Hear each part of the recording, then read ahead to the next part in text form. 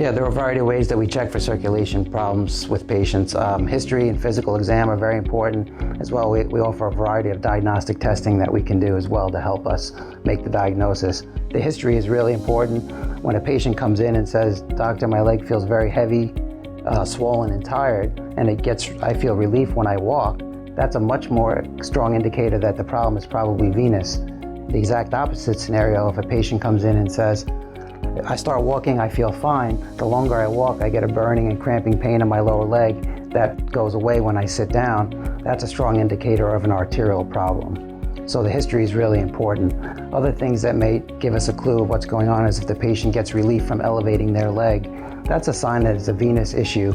And the opposite, if a patient has really bad arterial blockages, they tend to get relief when they dangle their leg down. That lets gravity assist to bring some blood through the tight spaces in the hardening of the arteries that's developed. As far as physical exam, that's a very important way to check for vascular disease. And we talked about some of the findings that we would look for. Any kind of temperature changes in the feet. If the feet feel very cold, that's an indication of peripheral arterial disease.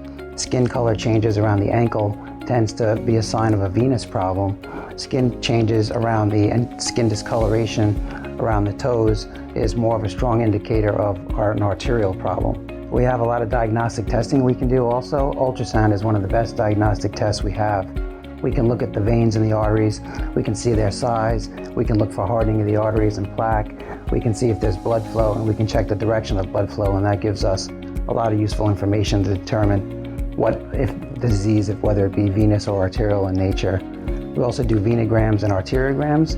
That's when we take pictures of the veins and arteries.